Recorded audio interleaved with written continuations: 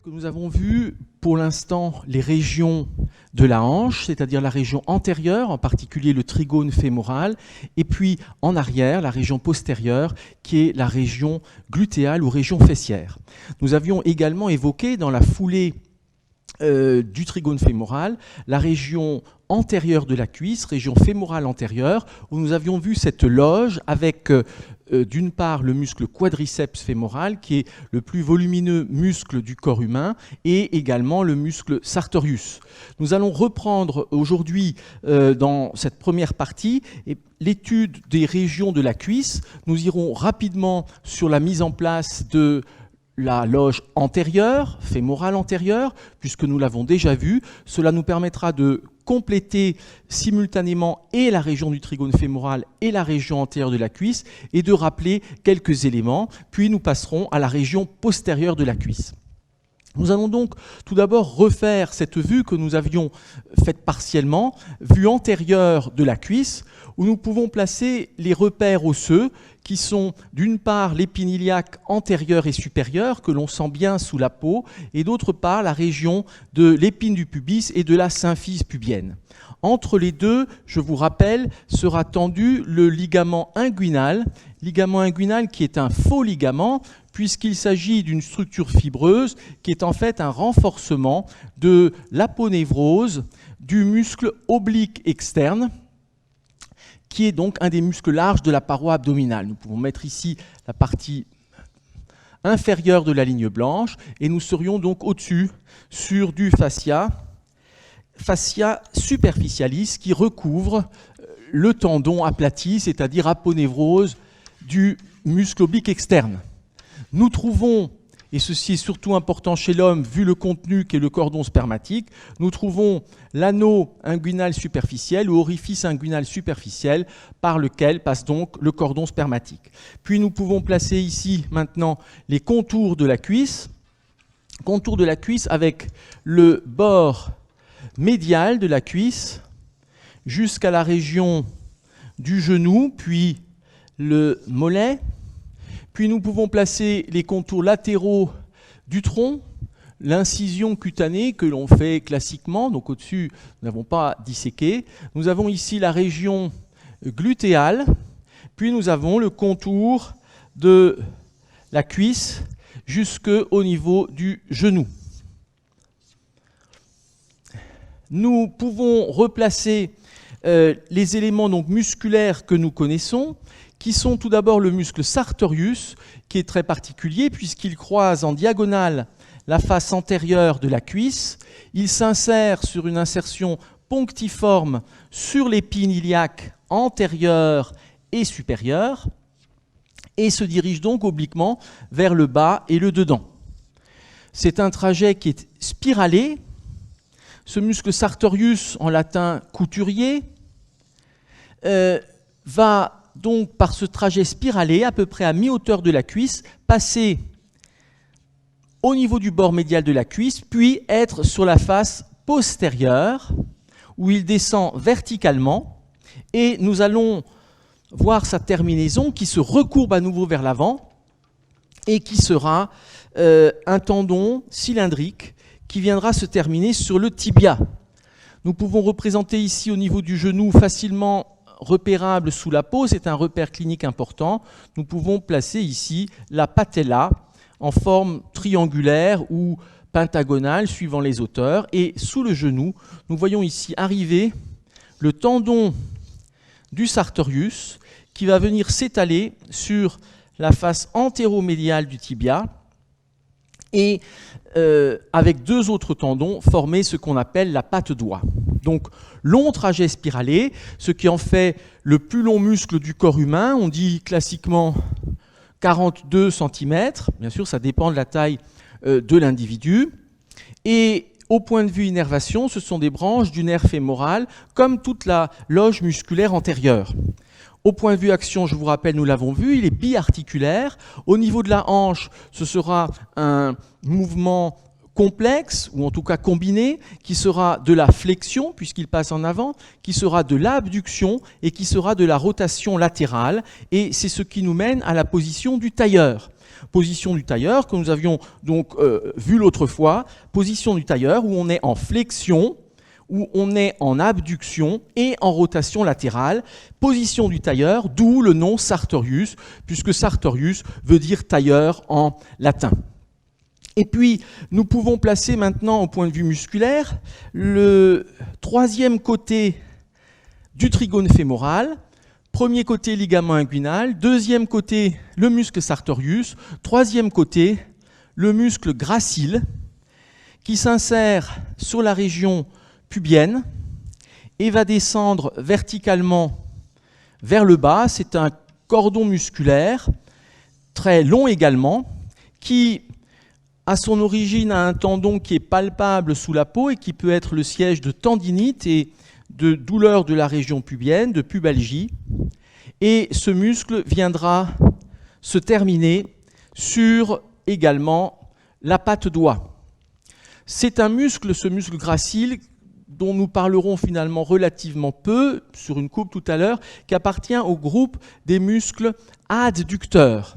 Et à ce titre, comme tous les muscles adducteurs, il est innervé par le nerf obturateur qui arrive de la profondeur, comme nous l'avions dit. Nous pouvons ensuite placer un petit muscle qui s'insère également sur l'épine iliaque antérieure et supérieure. Et ce muscle est le muscle tenseur du fascia lata, donc qui s'insère sur l'épine iliaque antérieure et supérieure de même manière que le sartorius. C'est une insertion punctiforme. C'est un petit corps musculaire qui n'a pas de terminaison osseuse proprement dit. Ce corps musculaire se termine de façon superficielle sur le fascia, c'est-à-dire l'enveloppe superficielle de la cuisse, et ce fascia s'appelle au niveau de la cuisse le fascia lata. Ce fascia lata présente un renforcement vertical qu'on appelle le tractus iliotibial, que nous avions vu avec la région glutéale, et ce tractus iliotibial n'est donc qu'un renforcement du fascia superficiel et vient former des fibres descendantes à la face latérale de la cuisse. Le tractus iliotibial, qui est donc un renforcement du fascia lata, ce tractus iliotibial vient se terminer sur le condyle tibial, sous le condyle tibial médial. Voici ici la région du tibia, et donc en quelque sorte en miroir par rapport à la patte doigt. Mais autant la patte doigt a un important rôle locomoteur, autant le tractus iliotibial n'a pas de rôle locomoteur proprement dit, même si certains parfois y voient un muscle fléchisseur et rotateur latéral. Ce n'est que très symbolique. Ce muscle est surtout un organe avec des récepteurs à l'élongation et donc qui vont renseigner sur la position articulaire et la position du membre. Nous avons ensuite comme muscle le muscle quadriceps fémoral, comme son nom l'indique, quadriceps. Alors le tenseur du fascia lata appartient au groupe des muscles glutéaux fessiers de par son innervation que nous avons citée, puisque c'est une branche du nerf glutéal supérieur, comme le moyen fessier et le petit fessier. Nous trouvons donc le quadriceps avec 4 chefs. Le chef le plus superficiel que l'on voit sous la peau et qui va former le tendon principal sera le muscle sera le muscle droit fémoral. Ce muscle droit fémoral s'insère sur l'épine iliaque antérieure et inférieure. C'est-à-dire que l'origine ici est cachée par le sartorius et par l'iliopsoas. Nous voyons émerger le droit fémoral sous le sartorius par un tendon qui descend assez bas, tendon aplati, et ce tendon va donner naissance au muscle droit fémoral. On va essayer de trouver pas des bonnes couleurs là.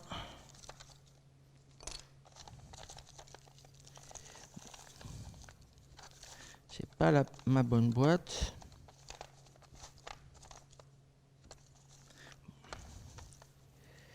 Bon, je ne trouve pas ma couleur.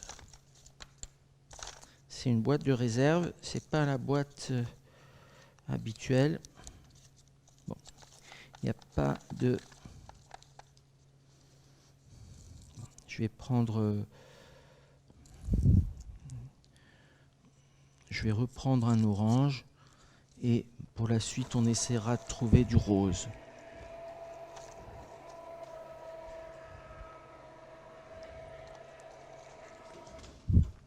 Donc, le tendon ici, je n'ai pas la couleur que je voudrais, le tendon ici du muscle droit fémoral, qui est aplati, qui s'insère sur l'épine iliaque antérieur et inférieur et vient donner naissance ici à un corps musculaire qui s'élargit pour venir assez rapidement, c'est-à-dire au tiers inférieur de la cuisse, de nouveau se jeter sur une lame tendineuse qui devient de plus en plus épaisse et qui est le tendon principal du muscle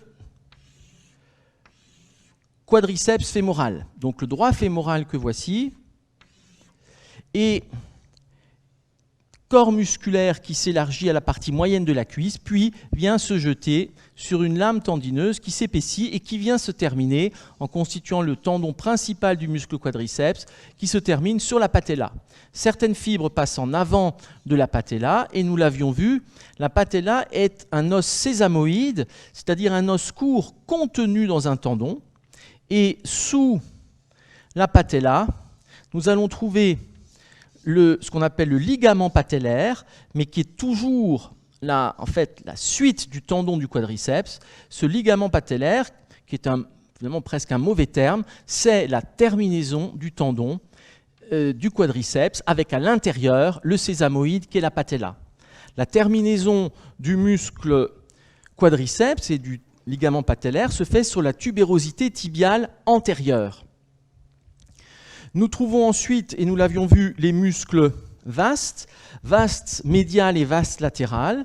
Le vaste médial donc, qui s'insère en arrière sur la ligne âpre et va présenter des fibres spiralées qui s'enroulent autour de la diaphyse fémorale de l'arrière vers l'avant. Et ce vaste médial, puissante masse musculaire, descend très bas jusqu'au niveau de la patella et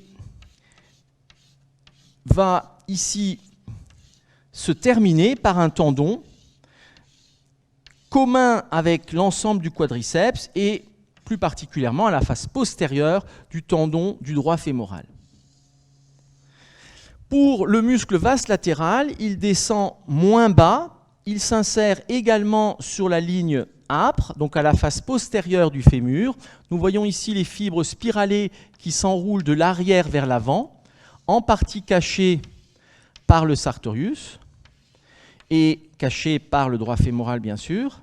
Et ici également, ces fibres vont venir se terminer par un tendon commun du quadriceps et ici ce sera principalement à la face postérieure du tendon du droit fémoral.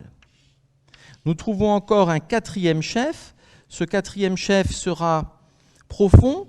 C'est le muscle vaste intermédiaire qui est inséré sur une vaste surface à la face antérieure du fémur et qui est donc caché ici par le droit fémoral.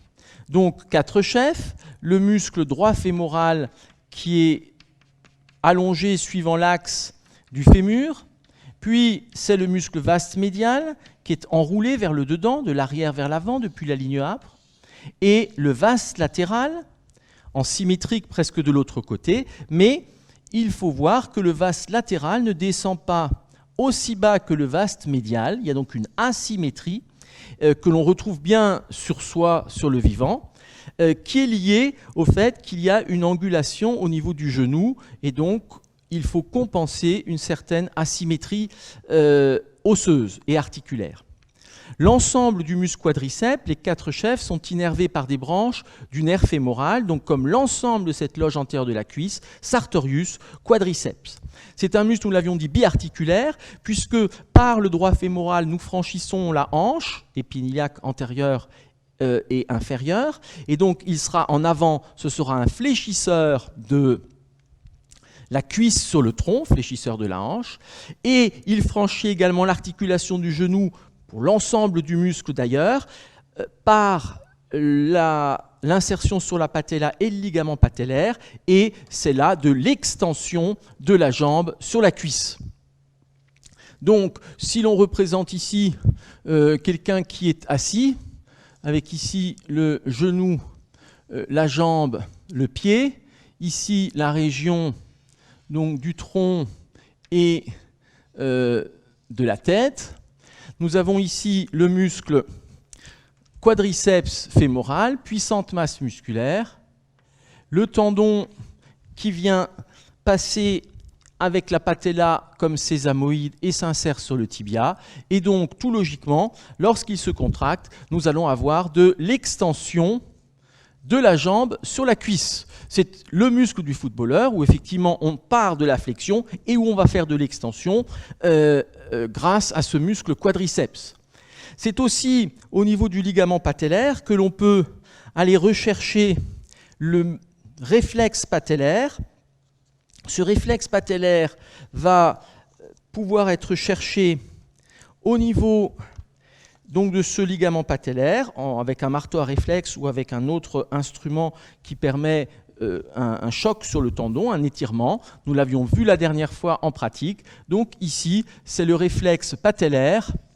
On parlait aussi du réflexe rotulien, réflexe patellaire qui explore le niveau médulaire L4. Et là aussi, quand on vient percuter le tendon, eh bien, du quadriceps, on va avoir en réflexe une contraction du quadriceps et cette contraction sera donc caractéristique d'un bon état au niveau médulaire L4. Les muscles vastes se prolongent vers le bas par des régions qui sont fibreuses de type tendineuse et un tendon aplati s'appelle une aponévrose et donc nous trouvons sous les muscles vastes médial, l'aponévrose ici du vaste médial, donc c'est un tendon aplati sous le corps musculaire et l'aponévrose du muscle vaste latéral sur le côté. Ces fibres aponévrotiques, donc tendons aplatis des vastes, viennent s'entrecroiser à la face antérieure de la patella, venant renforcer ce qu'on appelle l'appareil extenseur du genou. Appareil extenseur du genou qui présente différentes expansions accessoires et qui est très important, bien sûr, dans la compréhension fine des éléments, mais qui sort de la description que nous pouvons faire aujourd'hui. Voici donc pour ces éléments musculaires, et maintenant nous pouvons compléter par les éléments vasculo-nerveux. Nous allons trouver, ce sont les seuls éléments que l'on voit sur la vue antérieure, nous allons trouver l'axe artériel, qui est bien sûr important puisqu'il pourra être repérable par le pouls comme nous l'avions vu. L'artère fémorale passe sous le ligament inguinal à mi-largeur, pourrait-on dire, c'est-à-dire à mi-distance entre l'épine iliaque antérieure et supérieure et l'épine du pubis symphyse pubienne.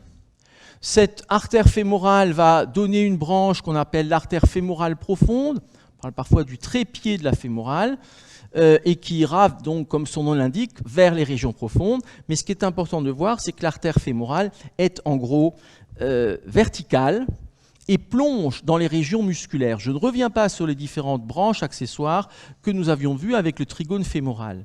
En dedans de l'artère, et c'est bien sûr très important pour différencier ponction artérielle et ponction veineuse, nous trouvons la veine fémorale qui est plus large, souvent aplatie, parfois collabée, et qui reçoit à ce niveau l'abouchement de la veine grande saphène, qui est une veine sous-cutanée, qui a perforé le fascia pour arriver ici dans la région profonde. Donc abouchement de la veine grande saphène dans la veine fémorale.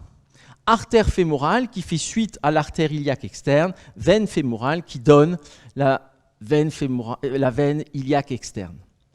Vers le dehors, donc en dehors de l'artère, nous trouvons le nerf fémoral qui est un volumineux tronc. L'artère, c'est environ 9 mm, je vous l'avais dit. Le nerf, c'est environ 1 cm, donc c'est un volumineux tronc nerveux. Mais il a un trajet très court au niveau du trigone fémoral et vient, on dit à peu près 1 cm de largeur, 1 cm de trajet. Et il vient très rapidement se diviser en de nombreuses branches, motrices et sensitives, qui vont innerver la région. Motrice, c'est le muscle iliopsoas, le muscle pectiné qui a une innervation double, c'est le muscle sartorius et le quadriceps, c'est-à-dire c'est la loge antérieure de la cuisse. Nous trouvons également des branches sensitives, et en particulier des branches sensitives qui viennent perforer le sartorius pour se destiner à la face antérieure de la cuisse. C'est ce qu'on appelle les nerfs cutanés antérieurs de la cuisse ou nerfs cutanés fémoraux antérieurs. Ces nerfs sont donc caractéristiques, perforant ici le muscle sartorius pour arriver, perforer le fascia et arriver à la peau. L'innervation de la face antérieure de la cuisse assurée par ce nerf fémoral.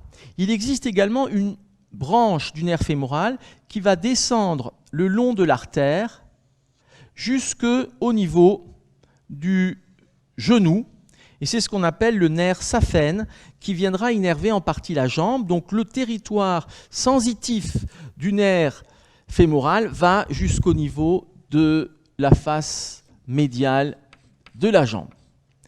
Nous pourrions trouver ici maintenant le plancher du trigone fémoral, c'est-à-dire vers le dehors, nous aurions ici le muscle iliopsoas, partie supérolatérale, puis vers le dedans, nous avons le muscle pectiné qui forme le plancher, comme nous l'avions vu, je ne reviens pas sur le détail, muscle pectiné, et le muscle long adducteur qui est parfois considéré comme une limite du trigone fémoral au lieu de considérer le muscle gracile. Donc la limite médiale du trigone fémoral, c'est gracile ou long adducteur qui est ici dans la partie toute inféromédiale. Nous avons encore un nerf qui est important, qui est le nerf cutané fémoral latéral ou nerf cutané latéral de la cuisse. C'est un nerf purement sensitif, comme nous avions pu le dire. Il vient passer sous le ligament inguinal, à peu près, on dit à un travers de doigt, c'est-à-dire à 2 cm en dedans de l'épine iliaque antérieure et supérieure, et ce nerf vient innerver, d'un point de vue sensitif, la face latérale de la cuisse. Nerf cutané fémoral latéral qui est à l'origine des méralgies. Donc voici pour cette région, et en rappelant ici le passage du cordon spermatique. Si l'on présentait le côté opposé, nous aurions ici donc la région de la symphyse pubienne, le côté opposé, ici le ligament inguinal, et donc passant par l'orifice inguinal superficiel ou anneau inguinal superficiel, nous avons ici le cordon spermatique qui va ensuite donner, bien sûr, la région du sac testiculaire. Ceci vient expliquer que dans la région du trigone fémoral, nous puissions avoir des hernies inguinales, notamment chez l'homme.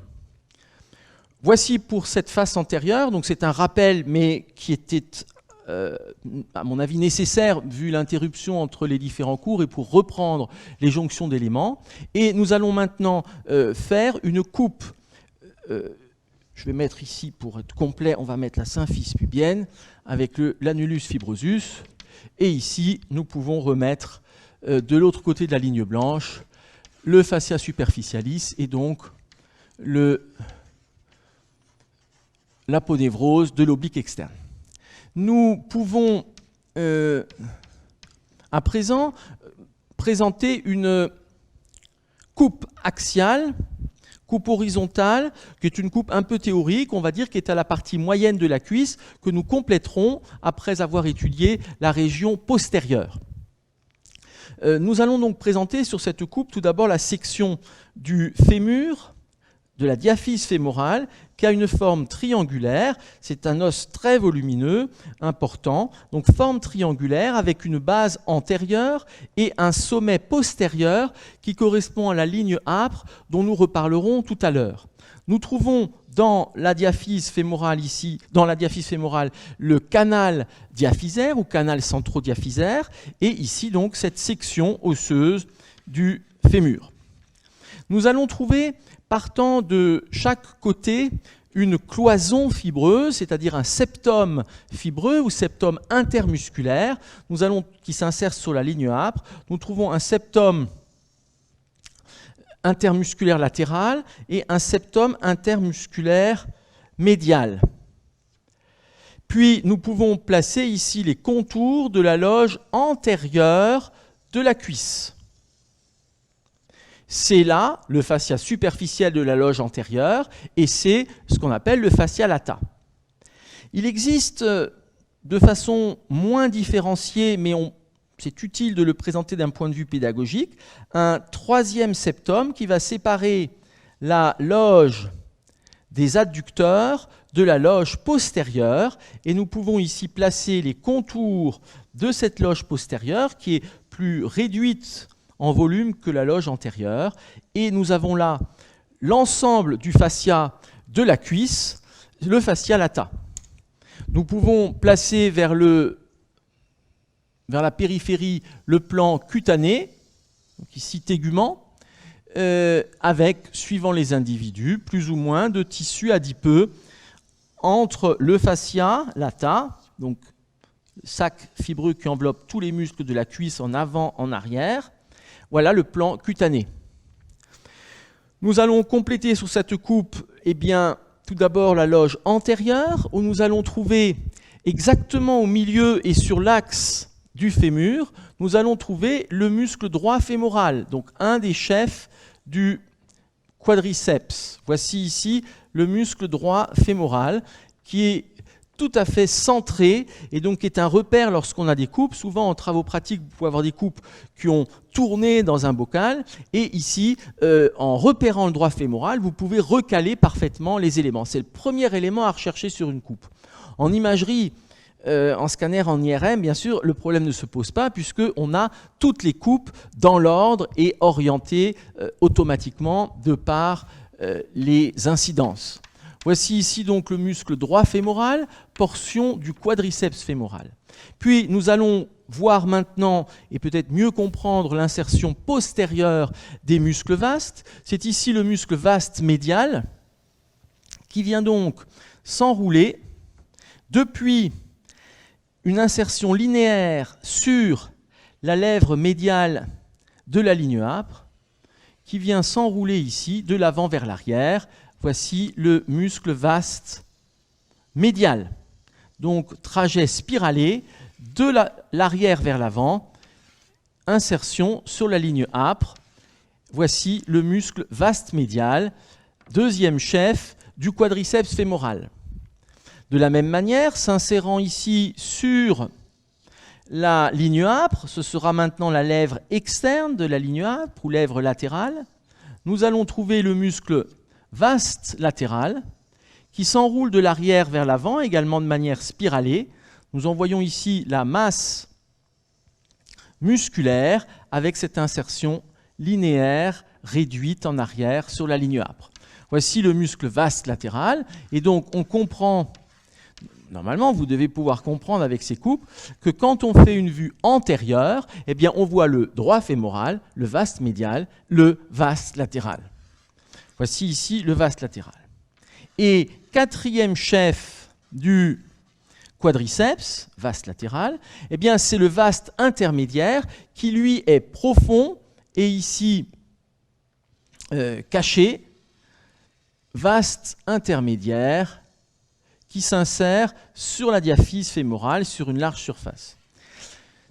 Nous plaçons ici des intervalles entre les corps musculaires pour que ce soit visible pédagogiquement. En pratique, bien entendu, ces espaces sont virtuels et les éléments sont en contact. Il n'y a pas de vide. Et ici, donc, le vaste intermédiaire. Voici les 4 chefs du muscle quadriceps qui sont innervés par des branches du nerf fémoral. Et vous voyez que quand on prend les 4 chefs ensemble, c'est un muscle extrêmement volumineux, extrêmement puissant. C'est le plus volumineux du corps humain et le plus puissant avec le muscle grand fessier. Nous l'avons vu, c'est le principe du squat où on a donc une barre, on est en position de flexion de la hanche et du genou, c'est-à-dire flexion de la cuisse et de la jambe. Et lorsqu'on veut pousser la barre vers le haut, il faut faire de l'extension du genou, c'est le quadriceps, de l'extension de la hanche, c'est le muscle grand fessier. C'est donc ici l'autre possibilité de ce quadriceps. Nous avons vu ici quand le point fixe est sur le tronc et le le mouvement se fait sur la jambe. Si le point fixe est sur le pied, ce qui se passe ici lorsqu'on est en position accroupie, eh bien, ici, nous sommes bien en flexion et nous sur le sol. Le point fixe est sur le sol et nous voulons faire se redresser. Donc, il faut faire une extension de la jambe sur la cuisse et une extension ici de la cuisse sur le tronc. Et ceci va se faire d'une part, comme nous l'avions vu, par le muscle grand fessier, ici en arrière, muscle grand fessier qui va faire l'extension au niveau de la hanche. Et nous aurons ensuite l'extension au niveau de la cuisse et du genou qui se fera par le muscle quadriceps, que voici, et son tendon. Donc, c'est ici l'autre possibilité, c'est un point fixe qui est maintenant sur le sol, et donc le quadriceps relève l'ensemble, et on est ici très puissant, puisqu'on peut soulever quelques centaines de kilos, suivant la puissance des athlètes. Donc, voici cette loge antérieure, c'est le nerf fémoral. Dans la loge antérieure, nous avons vu qu'il y a également le sartorius. Mais le sartorius, suivant le niveau, il peut être très en dehors, au milieu ou en dedans. Ici, c'est une coupe moyenne où nous le représentons déjà placé en dedans. Et nous avons ici le ruban musculaire du muscle sartorius que nous trouvons en dedans. Plus haut, il serait donc en avant du quadriceps. Au niveau moyen classique, il est ici en dedans. Voilà le muscle sartorius qui forme un ruban cutané aplati, très long, nous l'avons dit, puisqu'il fait à peu près 42 cm. Ce muscle sartorius est considéré comme très superficiel parce qu'il est dans un dédoublement ici du fascia lata. Donc, pour arriver ensuite dans la loge, il faut encore couper du fascia. Le sartorius lui-même est donc dans un dédoublement du fascia superficiel. Et puis nous allons maintenant passer sur les loges postérieures que nous verrons tout à l'heure. Qu'est-ce qui se passe ici? Non, je vous parlerai également des vaisseaux tout à l'heure. Donc voilà pour la loge antérieure, et nous allons maintenant construire la loge postérieure avec une vue postérieure de l'ensemble qui nous permettra de faire la jonction avec la région postérieure de la hanche ou région glutéale. Pour cette région postérieure, il y a 3 muscles qu'on appelle les muscles ischio-jambiers parce qu'ils vont s'insérer sur la tubérosité ischiatique et se terminer sur le squelette de la jambe, tibia ou fibula. Donc les ischio-jambiers qui sont connus en sport ou en musculation, on dit parfois les ischios, c'est les ischio-jambiers, et encore ischio-jambier n'est pas un terme international, c'est un terme qu'on utilise essentiellement populairement et en France. Donc, ces muscles de la loge postérieure sont au nombre de 3, nous allons le voir. C'est le biceps fémoral, c'est le semi-tendineux, c'est le semi-membraneux. Ces 3 muscles de la loge postérieure seront innervés par un seul et même nerf, des branches du nerf ischiatique. Nous pourrions rentrer dans le détail des insertions, mais comme je vous l'ai dit, je pense que le plus important est la topographie, et donc nous allons voir ici les éléments simplement d'un point de vue superficiel et globaux. Nous allons représenter ici donc la région glutéale. On va essayer de garder un petit peu des mêmes proportions par rapport à ce que l'on a de l'autre côté. Donc nous aurons ici cette région glutéale qui va nous présenter les contours latéraux du sacrum, je n'insiste pas, puis la crête iliaque qui va être un repère tout à fait important vers le haut. Puis nous allons trouver ici les contours du tronc, paroi abdominale. Puis nous allons trouver les contours de la région glutéale, puis ici de la région de la cuisse qui vient nous mener au genou et puis au mollet. Nous pourrons placer de l'autre côté le bord médial de la cuisse, bord médial de la cuisse, qui va descendre également jusqu'au genou et puis jusqu'à la région du mollet que nous verrons ultérieurement. Nous allons trouver ici les contours cutanés de la région glutéale, c'est-à-dire la région du pli fessier, qui est caractéristique ici et qui est constituée essentiellement par la présence de tissus adipeux. Au point de vue musculaire, nous reprenons ce que nous avions vu avec la région glutéale. Nous allons trouver le plus superficiel et le plus en arrière, le muscle glutéal majeur ou grand fessier, qui va ici s'insérer sur le 5e postérieur de la crête iliaque, sur tout le bord latéral du sacrum et du coccyx, et va présenter des fibres qui sont obliques vers le bas et le dehors. Et comme nous l'avions dit, le bord inférieur du muscle vient croiser à peu près le milieu du pli fessier. Voici ici ce muscle grand fessier avec des fibres qui sont parallèles, obliques vers le bas et vers le dehors, mais également obliques vers l'avant, puisqu'elles rejoignent le fémur, qui est plus en avant que le plan postérieur de la cuisse, puisque le fémur est au milieu de la cuisse. Voici ces longues fibres. C'est un muscle qui est aplati, mais qui est quand même épais, parce que nous l'avions dit, il existe des insertions profondes qui se font sur les plans ligamentaires, et en particulier sur le ligament sacro-tubéral et sur le ligament sacro-épineux.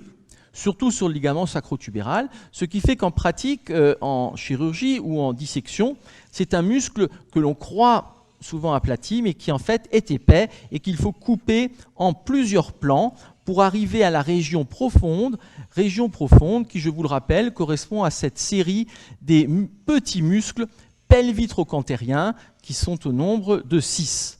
Donc voici ce muscle grand fessier. Bien sûr, comme chaque fois il y a un fascia, nous ne les représentons pas systématiquement puisqu'ils cacheraient finalement les fibres, et nous ne les avons le plus souvent pas en dissection ou sur des préparations anatomiques que vous pouvez voir en travaux pratiques, parce que justement on a enlevé les fascias pour voir l'orientation des fibres musculaires.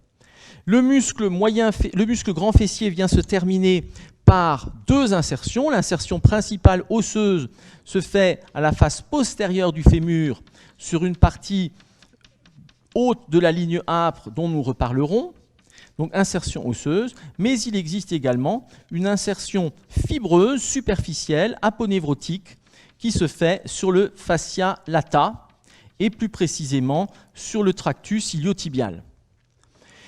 Ce muscle grand fessier vient recouvrir en partie les autres muscles de la région glutéale, et là je vais conserver le fascia.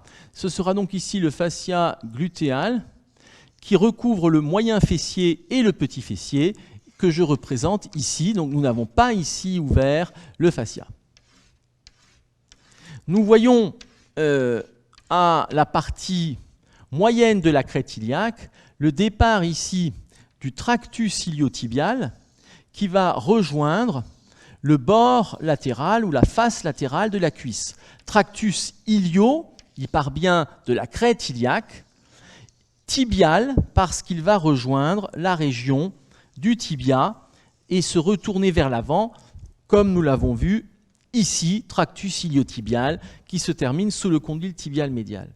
Tractus iliotibial sur la face antérieure duquel vient s'insérer le muscle tenseur du fascia lata.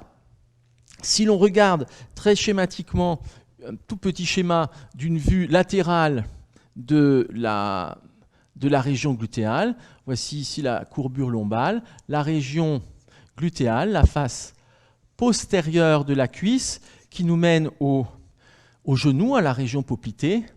Voici la face antérieure du tronc, le pli de flexion, la partie antérieure de la cuisse, la patella, le genou, la jambe.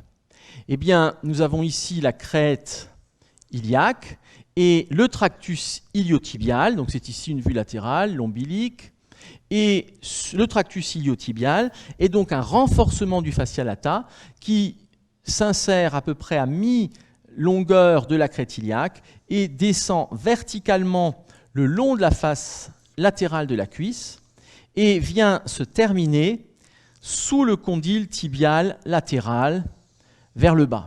Mais c'est bien un renforcement du fascia de la cuisse ici verticale, tractus iliotibial, et sur ce tractus iliotibial viennent se terminer de l'arrière les fibres du muscle grand fessier, et de l'avant, nous voyons se terminer les fibres du muscle tenseur du fascia lata qui s'insère sur l'épine iliaque antérieure et supérieure. Donc ici, le muscle grand fessier, glutéal majeur, et ici, le tenseur du fascia lata, TFL. Donc ceci, nous le connaissions, et nous allons voir émerger sous le grand fessier. Je vous rappelle qu'en position anatomique de référence, la tubérosité ischiatique est cachée par le muscle grand fessier et ce n'est qu'en flexion que le bord inférieur du grand fessier se dégage et laisse apparaître la tubérosité ischiatique. Alors nous allons trouver l'émergence de ces trois muscles ischio-jambiers qui s'insèrent tous les trois par un tendon commun sur la tubérosité ischiatique. Donc nous avions représenté ici ces éléments de la tubérosité ischiatique, ici le foramen obturatum, et nous avons ici, donc en agrandi, ce tendon commun qui s'insère sur la tubérosité ischiatique. C'est le tendon commun des muscles ischio-jambiers et qui peut être le siège de tendinite que l'on repérera notamment par une douleur en appuyant sur la tubérosité ischiatique, et l'ensemble est ici caché en position debout, anatomique de référence, par le bord inférieur du grand fessier. C'est donc en flexion qu'on pourra l'explorer. Et donc ici, cette région est cachée. Et de là vont émerger les trois masses musculaires qui seront les muscles ischio-jambiers que nous allons voir apparaître ici en dessous et préciser maintenant. Nous allons trouver vers le dehors un seul muscle qui est le muscle biceps fémoral. Ce muscle biceps fémoral s'insère donc sur le tendon commun des ischio-jambiers et va descendre verticalement à peu près juste en dehors de l'axe médian de la cuisse. Donc voilà l'axe médian et voici ce muscle biceps fémoral qui s'est inséré sur la tubérosité ischiatique et qui descend verticalement vers le bas. Fibre ici du muscle biceps fémoral. Comme son nom l'indique, biceps, il a deux chefs. Il a un premier chef ischiatique.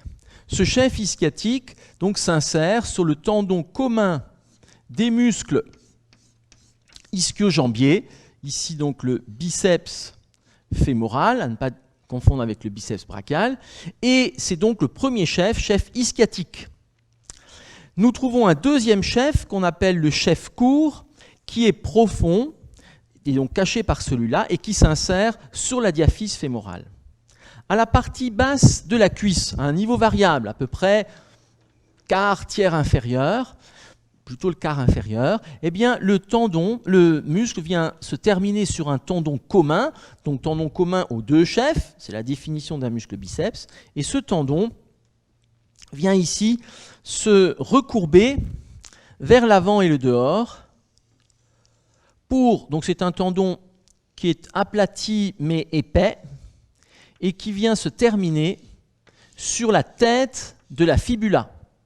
C'est le seul qui se termine ici sur la fibula, tête de la fibula, que l'on sent bien en palpation sous la peau, à la face postérolatérale du genou. La fibula n'est pas à ce niveau en dehors du tibia, mais est à l'angle postéro-latéral du tibia. Donc, on sent bien la tête, et au-dessus, on sent très bien le genou fléchi, on sent très bien le tendon du muscle biceps fémoral.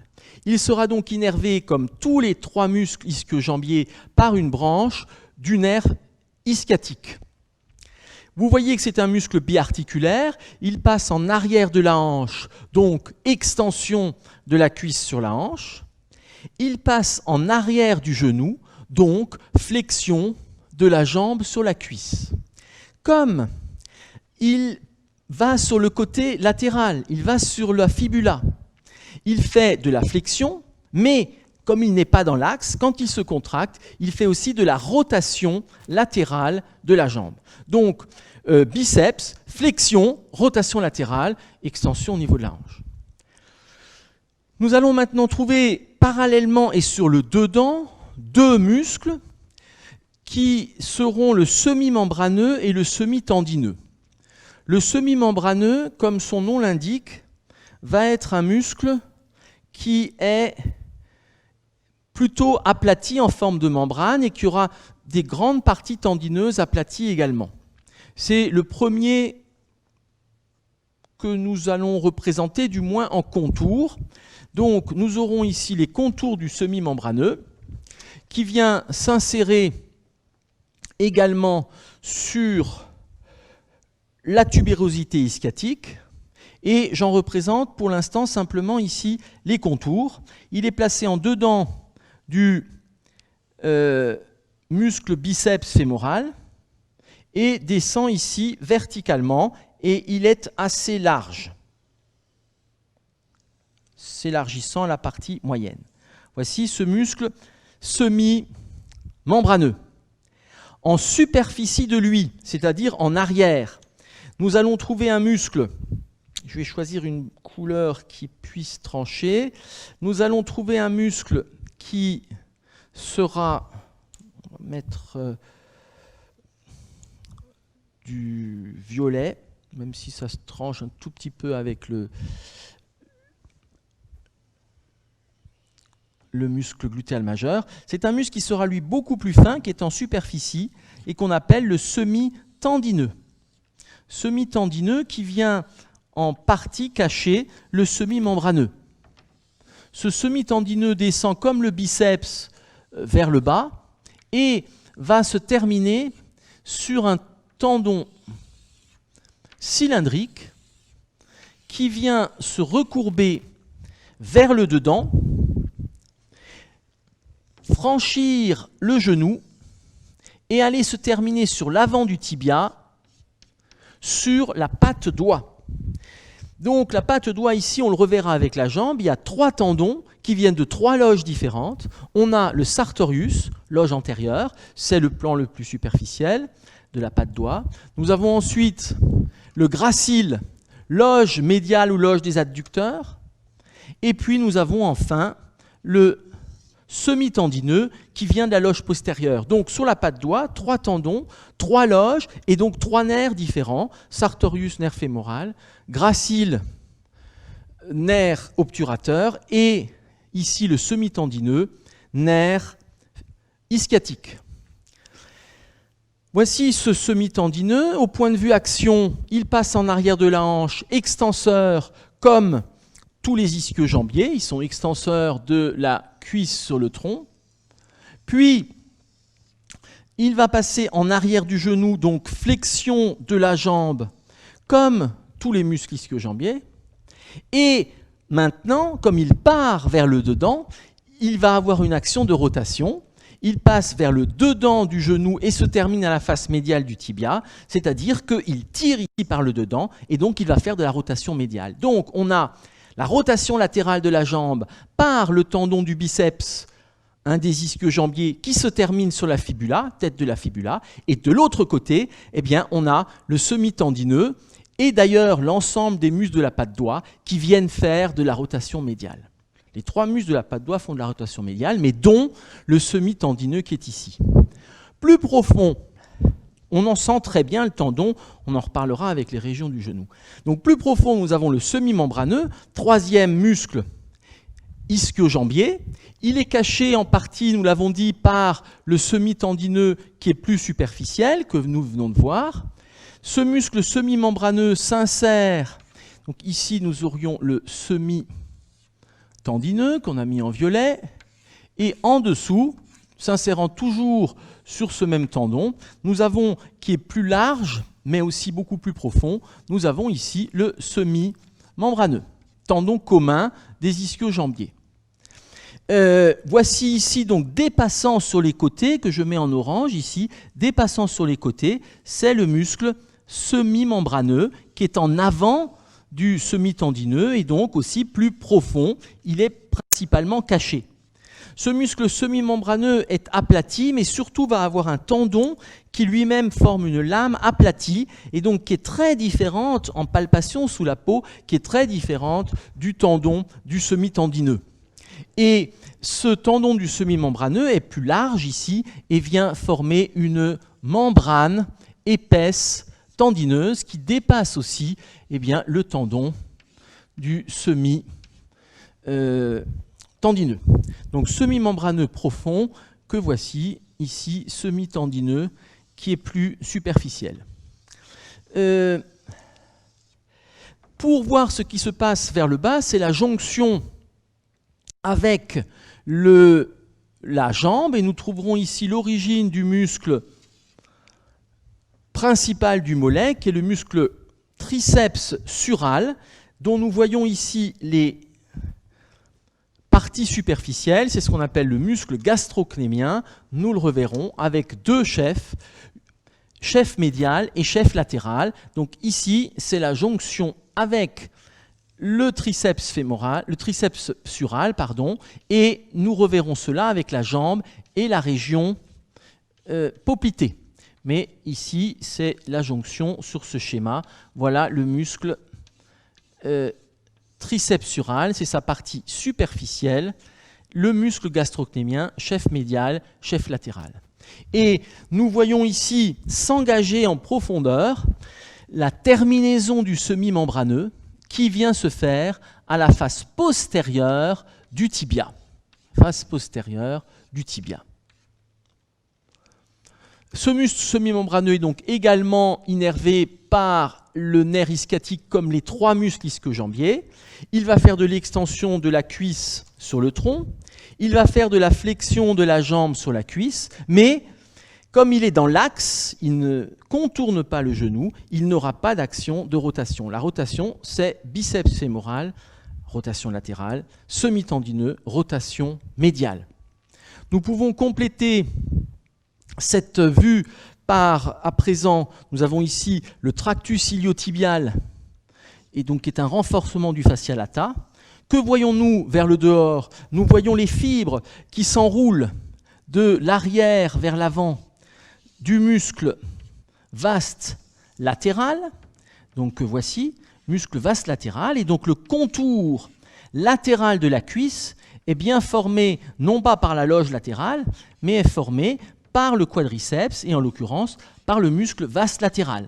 Donc tout le contour ici latéral de la cuisse, c'est bien du quadriceps qui appartient à la loge antérieure par ici le muscle vaste latéral, mais que l'on voit également de l'arrière. Sur la partie médiale, qu'est-ce que nous pourrons mettre? Nous pourrons mettre le muscle gracile, puisqu'il est situé le long du bord médial de la cuisse. Voici ici le muscle gracile qui descend verticalement vers le bas et qui vient ensuite se terminer par un tendon qui se recourbe vers l'avant. Voici le gracile, nerf obturateur. Gracile, loge des adducteurs, et le tendon du gracile se recourbe vers l'avant pour aller se terminer sur la patte doigt comme le semi-tendineux et le sartorius. Le sartorius, nous l'avons dit, va s'enrouler légèrement vers l'arrière et nous pouvons ici représenter ce sartorius qui apparaîtrait ici depuis la face postérieure avant de revenir vers l'avant pour rejoindre la patte doigt. Qu'est-ce que nous voyons dans l'intervalle entre le gracile et le semi-tendineux? C'est ici une région où nous aurions le muscle grand adducteur qui est donc dans la loge médiale, muscle grand adducteur dont on ne verra quasiment que sur la coupe. Et nous arrivons ici à la région donc de la fosse popitée, que nous reverrons par ailleurs. Nous pouvons tout de suite mettre pour mémoire, eh bien sûr, qu'il y aura l'axe artériel et caché par l'axe veineux, artère popitée, veine popitée qui reçoit à ce niveau une veine superficielle, sous-cutanée, que nous avions évoquée, qui est la veine petite saphène. Mais nous reverrons bien sûr cette région. L'ensemble des éléments postérieurs sont représentés essentiellement par le nerf ischiatique, qui est très profond, comme on va le voir sur la coupe. Et nous verrons émerger, on en reparlera aussi avec la région de la fosse popitée, nous allons voir émerger une des deux branches terminales du nerf ischiatique, qui est le nerf fibulaire commun. Et ce nerf fibulaire commun va être, donc est profond comme le nerf ischiatique, mais lui va devenir superficiel au niveau de la fosse popitée, être satellite du tendon du muscle biceps fémoral. Donc quand on palpe le tendon, on a le nerf, et va venir très superficiellement sous la peau, et on le redira, passer sur le col de la fibula. On peut à ce niveau palper ce nerf fibulaire commun, nous en reparlerons. Vous voyez donc que globalement, on ne voit pas du tout d'éléments nerveux ou vasculaires sur cette face postérieure de la cuisse. Ils sont tous extrêmement profonds. Seul le nerf est important, le nerf ischiatique. En arrière, ce sont de petites branches artérielles et veineuses. Au point de vue nerveux, nous pouvons placer ici des nerfs que nous avions vus, c'est-à-dire les nerfs cluniaux inférieurs, qui viennent ici innerver la région postérieure de la région fessière. Et c'est ici le nerf cutané postérieur de la cuisse qui vient innerver cette face postérieure. Nous allons poursuivre en terminant ici cette coupe. Ce cours sera un petit peu plus long qu'1 heure. On fera la jonction avec la suite tout à l'heure. Donc nous allons maintenant pouvoir compléter cette vue avec la loge postérieure. Dans cette loge postérieure, je vous rappelle que nous avons donc vu 3 muscles qui sont les muscles ischio-jambiers, tous 3 innervés par le nerf ischiatique. On va essayer de reprendre les mêmes couleurs. On avait donc de l'orange, du violet et du rose.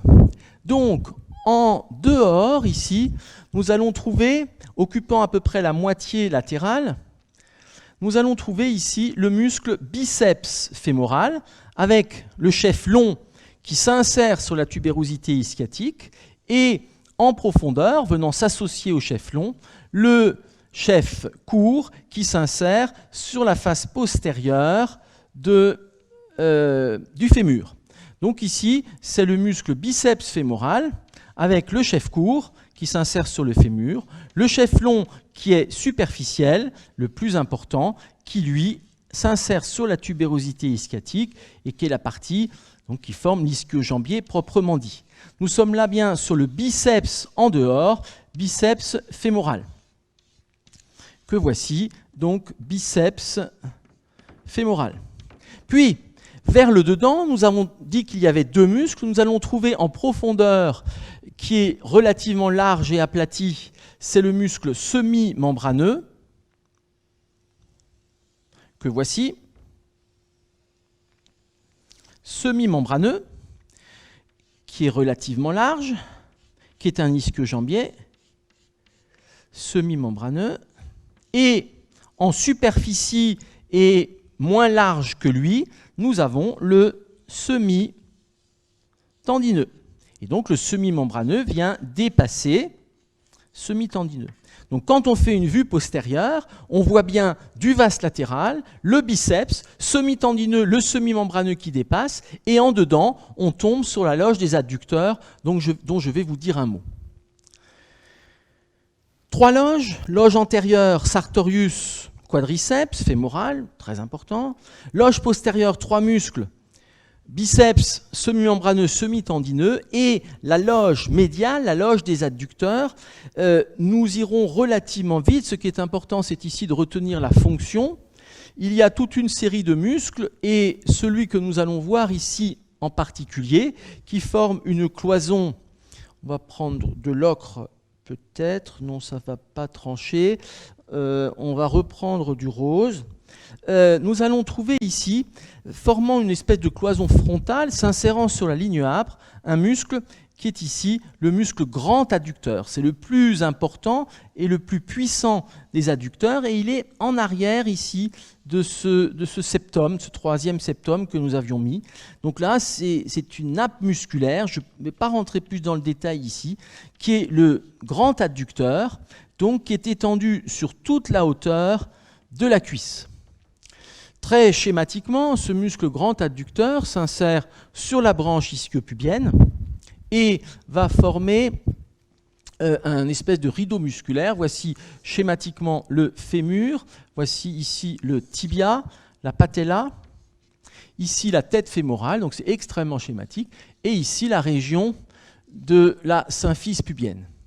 Ce muscle grand adducteur vient s'insérer sur la branche ischio-pubienne et former une nappe musculaire ici qui a des fibres obliques vers le bas et le dehors. Et c'est ce que nous coupons ici, ce grand adducteur que nous avons coupé ici à la partie moyenne de la cuisse. Et donc, dont nous trouvons ici la section. Ce grand adducteur, vous voyez que ses fibres sont obliques vers le bas et le dehors, c'est-à-dire que quand il se contracte, il ramène la cuisse vers le dedans, et c'est donc son nom, adducteur, c'est le plus grand et le plus puissant des adducteurs. L'innervation, c'est le nerf obturateur qui vient de la cavité abdominale et qui arrive par la région obturatrice. Ce nerf obturateur donnera aussi la partie sensitive de la face médiale de la cuisse. Parmi les adducteurs, suivant le niveau, nous pouvons trouver le long adducteur, le pectiné. Derrière, c'est un muscle qui s'appelle le court adducteur. Et nous trouvons le gracile. Le gracile, on le trouve sur toute la hauteur. Et le gracile va être ici en arrière du sartorius. C'est un ruban musculaire ici, qui est au bord médial du grand adducteur. Voici ici le muscle gracile. Donc, sartorius, gracile, qui forme deux rubans. Ce sartorius forme ici, vient délimiter le couvercle en quelque sorte d'une loge triangulaire qu'on appelle le canal fémoral. Et ce canal fémoral est très important puisque c'est là où nous allons trouver les vaisseaux. Donc, canal fémoral, vous voyez que ce canal fémoral a une forme triangulaire, ça dépend un peu du niveau, bien entendu, mais globalement, la face antérieure, c'est le quadriceps, c'est le vaste médial. La face postérieure, ce sont les adducteurs, et en particulier le grand adducteur. Et le couvercle médial, c'est le sartorius. Donc, suivant le niveau, le sartorius peut être plus en avant, plus en arrière. Dans ce cas-là, la limite sera simplement le fascia. Et c'est là que nous allons trouver l'artère fémorale qui est ici. Cette artère fémorale descend dans ce canal fémoral, d'où aussi son nom, mais fémoral c'est toute la cuisse. Et donc c'est une artère ici volumineuse. Voilà l'artère fémorale à ce niveau. L'artère fémorale est accompagnée par la veine fémorale, qui est là aussi plus grosse de calibre et plus irrégulière, veine fémorale. Et nous trouvons notamment une branche nerveuse qui est une branche du nerf fémoral dont nous avons parlé, qui est le nerf saphène, qui descend tout le long. Alors suivant le niveau, il a une position variable, nerf saphène qui ira jusqu'à la cuisse. Le reste, là, c'est du tissu adipeux. Donc, vous voyez que l'artère fémorale est très exposée au niveau du trigone fémoral où l'on peut en palper le pouls, alors qu'ensuite, elle est très protégée par les masses musculaires. Et donc, pour aller vers la diaphyse fémorale, vers une chirurgie vasculaire, on va avoir une voie d'abord ici médiale. Et là, en ouvrant le fascia, en réclinant le sartorius, on sera directement sur l'artère fémorale. Elle descend verticalement. Et par ce trajet vertical, elle va arriver dans la région poplitée et nous verrons comment une prochaine fois. Il nous reste quel élément à mettre? Il nous reste un élément nerveux important. Cet élément nerveux important va être ici le nerf ischiatique. Et donc le nerf ischiatique, contrairement à beaucoup d'autres régions du corps, n'est pas associé à ce niveau à l'artère et à la veine, mais bien dans une autre loge. Nous sommes là dans la loge postérieure et le nerf ischiatique descend très profondément ici contre le fémur dans la ligne âpre. Donc pour atteindre le nerf ischiatique, c'est une chirurgie qui est profonde où il faut écarter les éléments. C'est assez rare qu'on intervienne sur le nerf ischiatique à ce niveau-là, hormis des gros fracas traumatiques du fémur.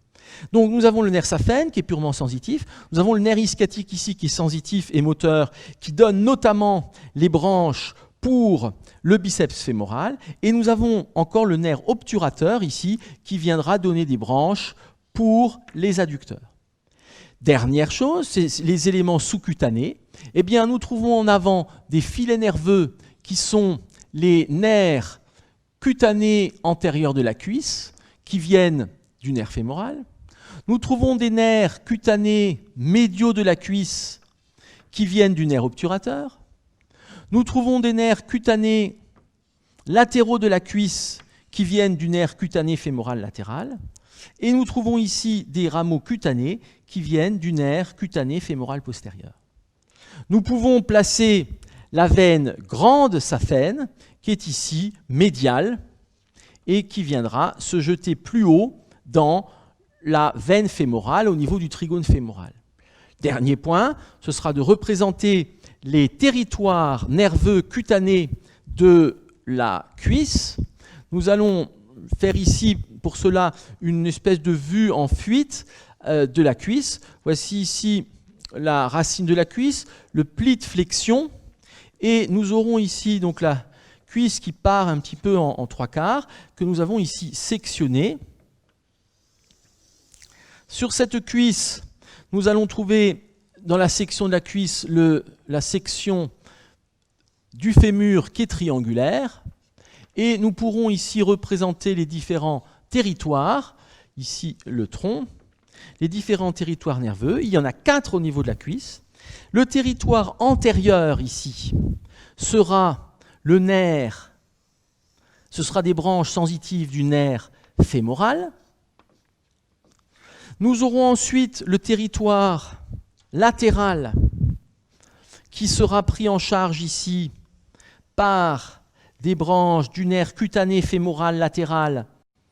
Cutané fémoral latéral purement sensitif, c'est l'améralgie.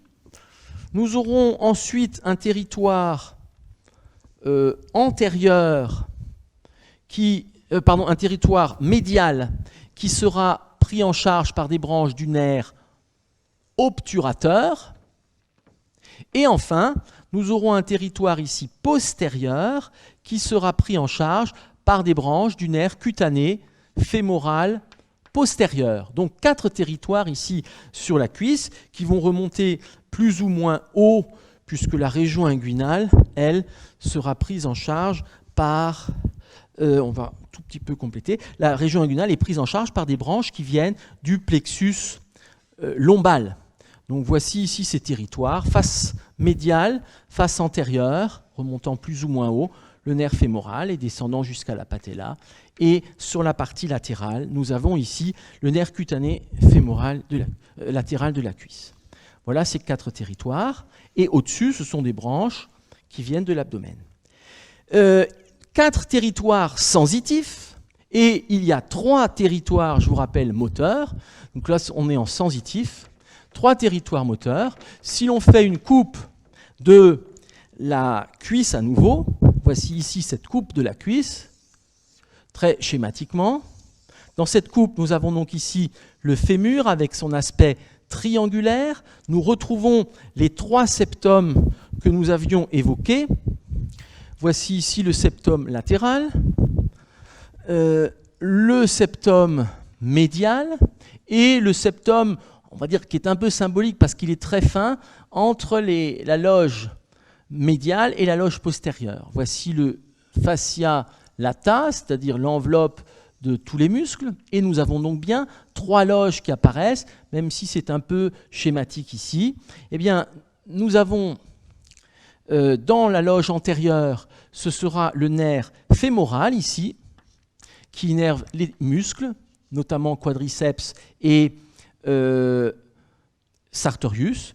Dans la loge postérieure, ce sera le nerf ischiatique qui innerve les muscles ischio-jambiers. Et ici, ce qui est annexé à la loge des adducteurs, alors qui est à un niveau variable, mais toujours en dedans, c'est ici le nerf obturateur que nous avions mis en vert clair. Donc ça, ce sont les territoires moteurs, 3 loges et 3 nerfs pour ces 3 loges. Voilà les éléments qui servent bien entendu ensuite, bien sûr, aussi dans à la fois le testing musculaire, à la fois tout ce qui est locomoteur et ostéo-articulaire, et aussi tout le bilan nerveux. Je vous remercie pour votre attention.